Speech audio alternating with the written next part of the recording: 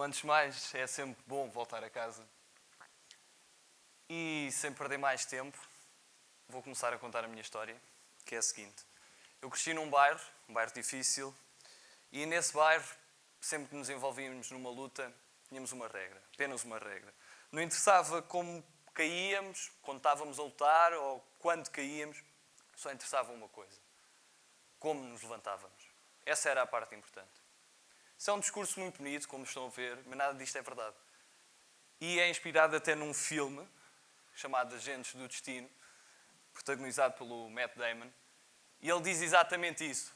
Conta uma história bonita para cativar a plateia e para ganhar a confiança da plateia. Mas isto dá-nos uma lição, que é: nem todos temos histórias tristes no início e nem todos temos de fazer aquele discurso da treta que somos uns coitadinhos. Isto vou-vos explicar porquê. Eu, sinceramente, sinto-me um privilegiado. E vou-vos explicar porque é que vocês também são os privilegiados.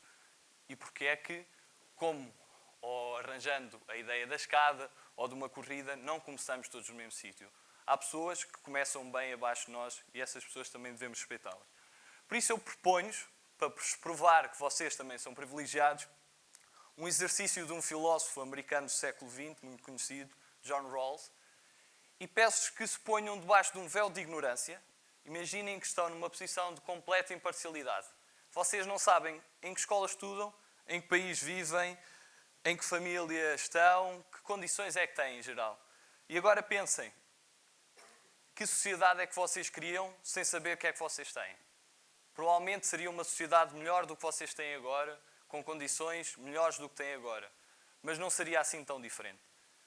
E se nós fizermos uma tabela e pusermos os 7 bilhões de pessoas neste mundo, vocês, se calhar, estão no topo dessa tabela em termos de condições de vida. Por isso, pergunto-vos, para vos provar que vocês são os privilegiados, se vocês abdicavam, pela ligeira probabilidade de virem a ter uma vida melhor, que numa roleta russa seria, se calhar, a probabilidade de escalhar o zero, por trocar esta vida toda que vocês têm, sabendo que tinham uma probabilidade elevada parar num sítio bem pior do que vocês têm agora. Se calhar estarem na Síria, numa guerra, a tentar fugir dela, se calhar estarem na Índia como crianças a trabalhar, ou em África, ou com uma doença terminal, etc, etc. Já vamos voltar a isso, mas fiquem com essa ideia. Nem todos começamos no mesmo sítio. E vocês começaram mais acima do que outras pessoas, como eu também comecei. Outro exemplo que o filme nos dá, nesse filme há um conjunto de agentes, que são os agentes do destino, que tentam controlar o destino das pessoas. O destino das pessoas já está traçado, eles limitam-se a enquadrá-las para que elas sigam esse mesmo destino. Olha, em primeiro lugar, como vocês sabem, isso não é verdade. Na vida real não acontece isso. Nós não temos pessoas num gabinete a orientarem a nossa vida. Por isso, isto dá-nos, se calhar, 3 ideias essenciais. Primeiro, quando falamos de destino, há uma coisa que é certa, como já foi aqui falado. Carneirada não é algo saudável. Seguir outras pessoas só porque sim não é necessariamente uma boa ideia, porque não quer dizer que elas estejam aí no caminho certo. A segunda coisa é que somos nós que controlamos o nosso destino. Se calhar não todo, e já vamos falar nisso mais à frente, mas a grande parte somos nós. Pois outra ideia que parece contraditória é que às vezes não somos nós que controlamos o nosso destino. E isso não é necessariamente mau. E vou explicar porquê. Eu entrei para o colégio em 2007, era um miúdo mais pequeno do que sou agora, e sou-vos sincero, no início chorava. Primeiro período, passei o primeiro período todo a chorar. E queria sair do colégio. E disse ao meu pai, disse à minha família: eu quero sair do colégio, não estou bem aqui. E o meu pai disse-me o seguinte: tu não tens ainda condições necessárias para tomar uma decisão. Ainda não viveste o suficiente o colégio para poderes tomar uma decisão. E o meu pai disse-me: pensa, vais ficar no colégio até ao final do primeiro ano e aí vou-te fazer a mesma pergunta. Se quiseres sair no colégio na altura, eu tiro-te do colégio. E o que é facto é que eu voltei a chorar no último dia do primeiro ano. Mas chorei porque não queria ir para casa, porque queria ficar com os camaradas do meu curso, queria ficar com os graduados que me ajudaram a gostar do colégio e a ficar lá. E tive a oportunidade de voltar a chorar com muito orgulho, anos mais tarde, quando tive a possibilidade de fazer o último desfile na Avenida da Liberdade. E se eu tivesse a possibilidade de ter tomado a decisão, hoje não estaria aqui e não teria estado 8 anos magníficos no colégio. Ainda bem que nem todas as decisões somos nós que tomamos. Depois, outra questão é que, como eu falei há bocado, que há pessoas a viver situações bem piores do que a nossa, há uma coisa que temos de ter bem presente. Desdramatizar alguns dilemas que nós temos. Às vezes, vivendo num ambiente fechado, pensamos que alguns dos nossos problemas são grandes coisas, mas tendo a noção que há pessoas a viver problemas a sério, é ridículo considerarmos um verdadeiro dilema algumas coisas que consideramos. Mas isso não invalida que tenhamos que tomar decisões e tenhamos que lutar por coisas que acreditamos.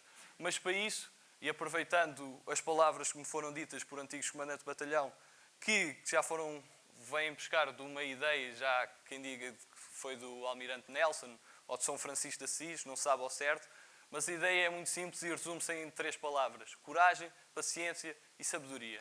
Vocês, para tomarem uma decisão, têm que ter em conta essas 3 coisas. Precisam de coragem para quando têm que mudar uma coisa, terem a coragem para a mudar. Precisam de paciência para compreender que vocês não podem mudar tudo. E precisam de sabedoria para distinguir entre estas 2 situações. Estas 3 letras, de coragem, paciência e sabedoria, estiveram debaixo da minha graduação de comandante de batalhão durante o ano inteiro e está, neste momento, também debaixo da graduação do vosso comandante de batalhão, para quando tomamos decisões, lembrarmos destas 3 palavras-chave. Depois, outra coisa que pensei e que é importante compreender é o que é que nós realmente somos. E lembrei-me desta equação que usei numa carta de motivação para estudar para a Alemanha e que achei engraçada. Nós somos, o que agora nós somos é basicamente o que já fizemos, a nossa bagagem, as nossas histórias, memórias, vivências e aquilo que queremos ser. E uma coisa importante nessa bagagem que nós temos é que temos de fazer alguma coisa, temos de ter histórias para contar. Um homem sem histórias para contar é um homem sem raízes, é como uma árvore sem raízes e é um homem vazio. Por isso, há amizades que vocês têm que se dedicar, há viagens que têm que fazer, especialmente com amigos, mas mesmo também sozinhos, e há vivências que têm que ter. Coisas horríveis podem-vos acontecer, mas será uma história. Aqui está um exemplo que, infelizmente, uma viagem que não correu bem a Cuba. Eu costumo dizer que nós devemos deixar uma parte de nós em cada lugar do mundo. Eu fiz a questão de deixar lá o meu apêndice, mas é uma história que posso sempre contar, apesar de já perceber que, em conversa com um antigo aluno também, que tem uma história melhor que eu, que perdeu o seu apêndice em Timor numa situação mais complicada, mas é sempre aquela que temos de ver na adversidade uma maneira de contarmos histórias. E depois, quando falamos de aspirações e do nosso futuro, há uma coisa é certa quando pensamos para a frente. Não podemos prescindir de certos valores que nós temos. E nesta casa, felizmente, nós temos uma bússola que permite que não estejamos completamente desorientados quando vamos lá para fora. E a integridade de caráter é uma coisa que nós não podemos perder. Por isso, vocês têm isso escrito nos vossos blusões, têm muitas paredes aí espalhadas pelo colégio, não é difícil de cumprir e fará com que não se percam nesta vida que às vezes pode levar por caminhos errados. Depois, há figuras que podemos ter como inspiração. Tem aqui inúmeros exemplos, uns melhores que os outros, mas também podem ir buscar exemplos mais próximos. Graduados, que neste caso fizeram com que vocês ficassem no colégio e que estejam aqui hoje e que tenham tido certas condições que não tinham de outra maneira. Mas uma figura também que para nós todos deve ser um exemplo, o nosso Marechal Fundador, e exemplos familiares. E gosto muito de usar uma história de inspiração, que neste caso é o meu avô, e que infelizmente esta semana teve um AVC, mas é uma história de vida que eu guardo como fonte de inspiração. Isto porque o meu avô começou a trabalhar aos 6 anos. A vender leite. Eu tenho 20 e ainda não tenho um trabalho a sério. E o meu avô, depois de vender leite, passado muito tempo, teve de fazer o serviço militar obrigatório. Quando voltou, tinham-lhe vendido as vacas todas. Teve de voltar a começar, teve de voltar a vender leite. Às tantas que o trabalho que ele fazia começou a expandir o seu negócio e conseguiu mudar-se para o ramo da roupa e deu por si a vender roupa por todo o país. O meu avô conseguiu juntar algum dinheiro, mas a lição que eu tomo é a persistência do trabalho dele e, acima de tudo, a humildade. Porque foi um homem que, apesar do dinheiro todo que juntou, ainda há pouco tempo, agora por razões de saúde não tanto, mas o via a partir pedra no jardim de uma coisa que não precisava de fazer, porque tinha dinheiro para pagar a pessoas que faziam, e se calhar poderia ser um trabalho inútil, mas tinha esta chama cá dentro de querer continuar a fazer alguma coisa.